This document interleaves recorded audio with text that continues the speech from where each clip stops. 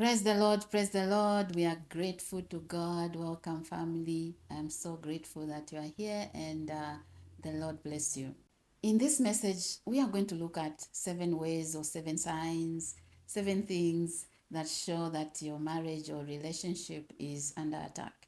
It is good to know because we are not fighting against flesh and blood. Relationships have been terminated, destroyed, and you come out of the relationship, you discontinue like it's some digital products, and you say, no, I cannot take it anymore, not knowing that the enemy is the one pushing you, pushing the button. And you have to know, as a spirit being, as a child of God, your eyes must open because you are not fighting that person that you are in a relationship with. The enemy is targeting something, and that is your relationship or your marriage. People have not committed because the relationship is under fire from the enemy. Hallelujah. So I want you to walk with your eyes open and knowing how to go about it, understanding that if I'm going through this, it means that the enemy is fighting my relationship. The enemy is fighting my marriage. And it's not time to start fighting the physical person because the word of God says you shouldn't do that. And this is in Ephesians chapter 6, verse 12, right? So, number one, you start to have quarrels, misunderstandings that come from nowhere. Stupid misunderstandings, quarrels over nothing. You start to fight. It's like fire, fire. But you sit down and you are like, were we even fighting over that? But the hearts have already boiled. You are so on fire and you are ready to leave. And people out there will be like, how did she leave her marriage?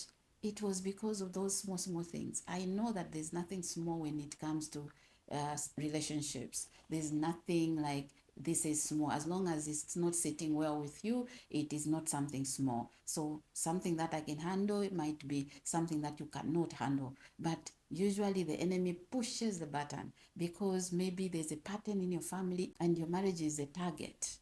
Things like that happen. And you want to know that when something like that is happening, you look unto the Lord.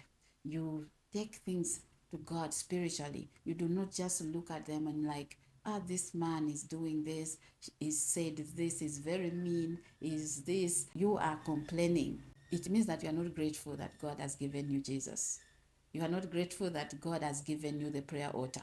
That God has given you the word. So you do not appreciate that the Lord has brought his presence for your sake. This is the meaning. Anyone that complains, it means the heart is not grateful. It can be anything that you should be grateful for in that moment. You are not looking back and seeing anything good coming out of that situation. So that is number one. Number two, in that relationship, you're the only one that is making effort to bring peace, and the other one has been captured spiritually. Yes, the enemy can capture one partner in the relationship, and that can be your husband, can be your partner in that relationship.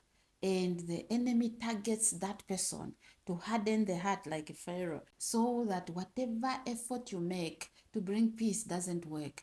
Remember, peace comes with Jesus, comes when Jesus is present. And maybe in that heart, there is no Jesus. So the Prince of Peace is not in the relationship. And now the door is open. So that door, you close it with your prayers. You are the one that has to close that door with your prayers, because if it remains open, the enemy will enter, wreck the relationship, and leave you disappointed and come out at any time. And you don't want that. So your prayers are crucial here. You are not fighting flesh and blood. Stop fighting that person. It is not that person. The enemy twists the heart. Even small quarrels that you are experiencing, it is the enemy that twists the words. It will come in a way that infuriates you.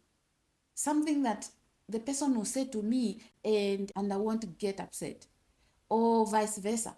Just something small will trigger a big issue in your life, and you start to fight. And you even pack your bags, or you say, I'm out of this relationship.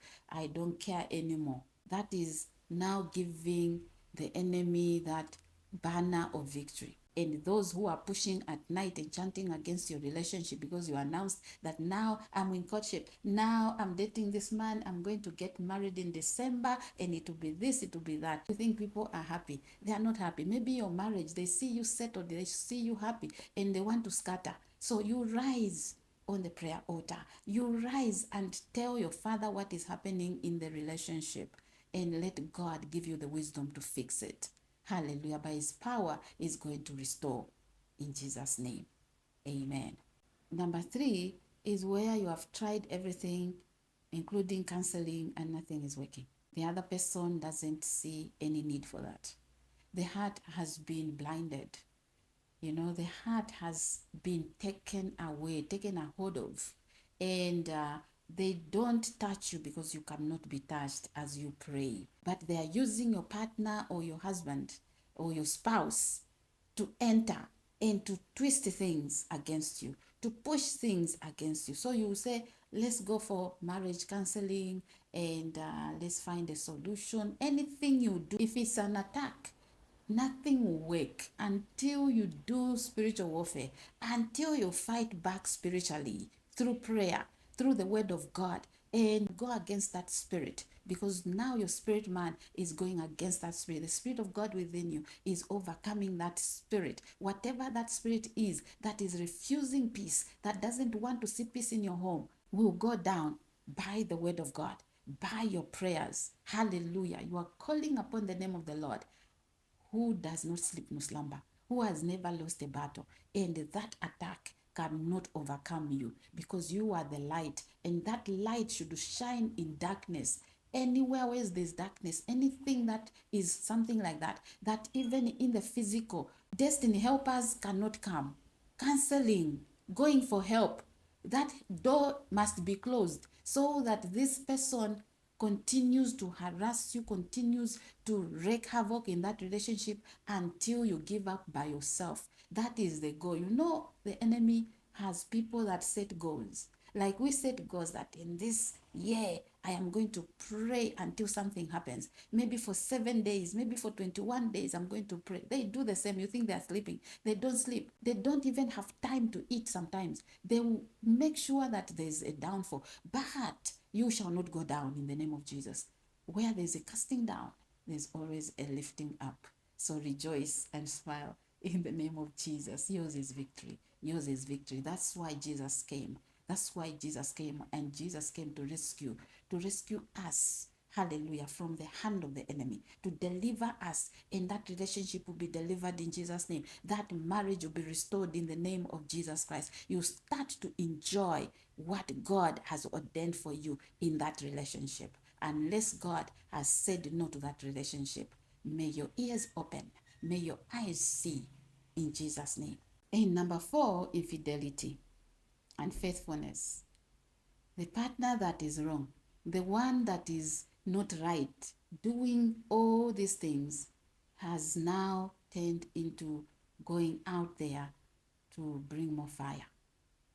And many of them will find they are starting issues because the enemy has taken a hold of them to wreck the marriage through unfaithfulness, infidelity. And it will be in the name of, you are not nice with me, you don't smile, you're not treating me well, why should I be here?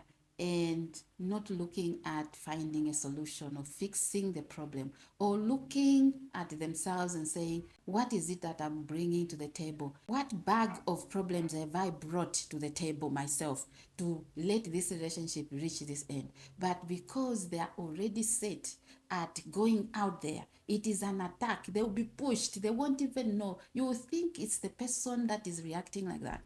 And the Jezebel spirit has entered. Now they are going out there to be unfaithful in the name of, I am finding peace out.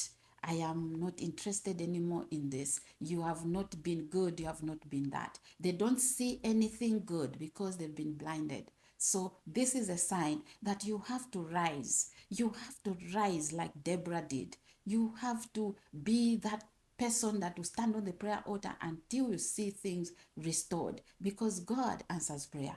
Jehovah God does not leave things in the middle. The one that has given you that beautiful relationship, that beautiful marriage, is not going to leave things in the middle. He's going to help you as long as you call upon his name. Even if you are in the wrong and you have made a mistake, I'm not saying that the problem is always the other person. It can be you. And as you pray, God will point out something, will help you to be humble, and the humble are lifted, and you see your own wrongs, because most of the time we don't see it, and you start to pray the right way for the relationship to change. He'll give you wisdom, and you press that button, hallelujah, and everything will change in your relationship, hallelujah.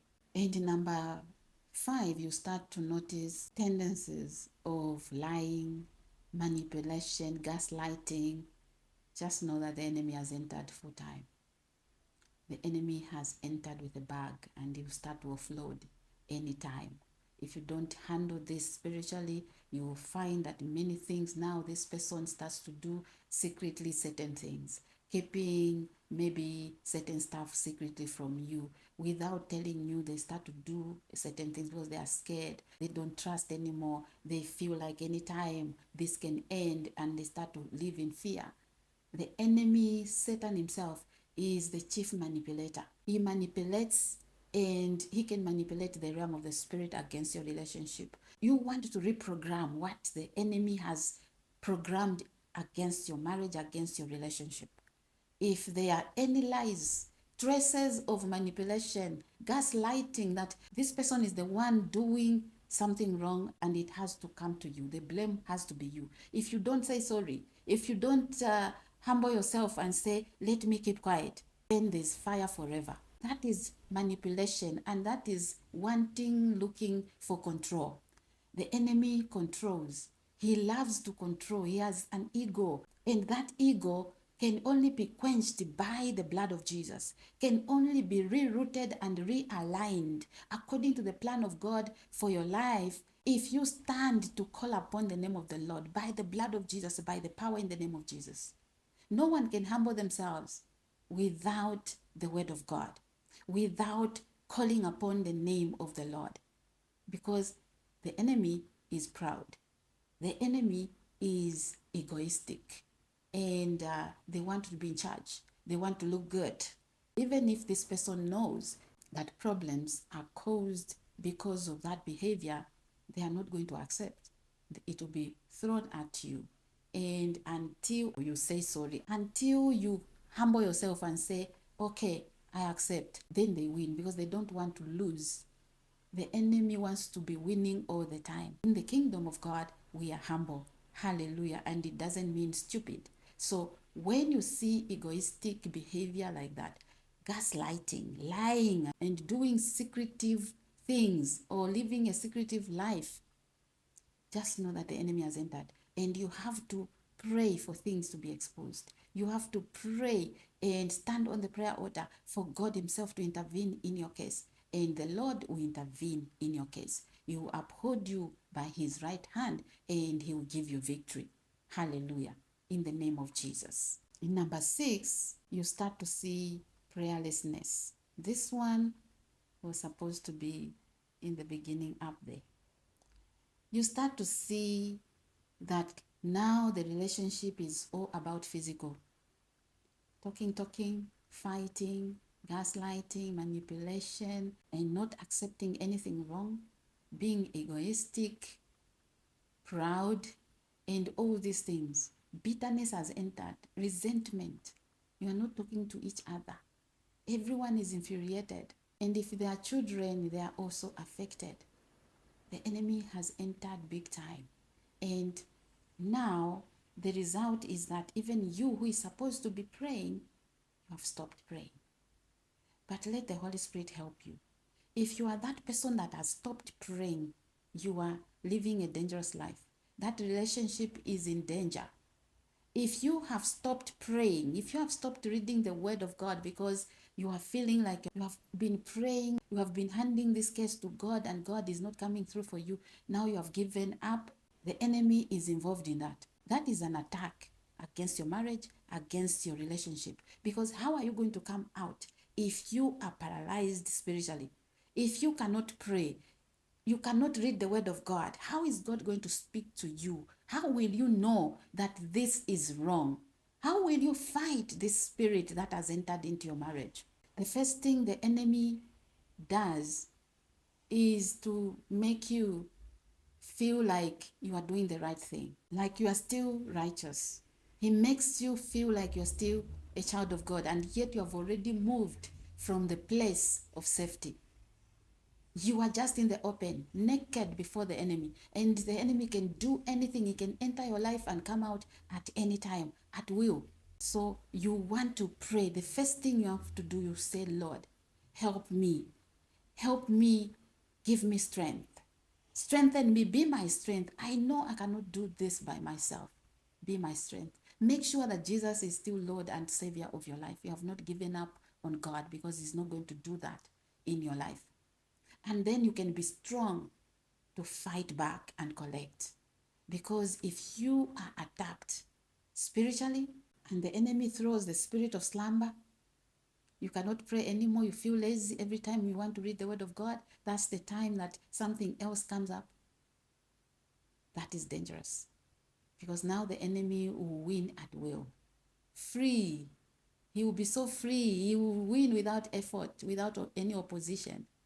And may the Lord give you the grace. May the Lord help you in that relationship. May your eyes open and may you win this battle, because you are not fighting on your own. Jesus is part of this battle and He'll give you victory. Hallelujah, in Jesus' name. And the last one, how to know that your relationship is under attack or your marriage is under spiritual attack, is having no affection at all. And with the relationship, I'm not saying that you should be sleeping with this man that you're not married to. No, it's not what I'm saying. But affection can be in so many ways. It's not only sexual. Affection can just be admiring this person you're with in the relationship, loving this person without conditions, and wanting to be with this person, not only in bed, but just spending time with this person. That affection. Do you know that if there's a spiritual attack, you don't want to see this person? Just seeing the phone call, you get infuriated. You are so disappointed just to receive that phone call.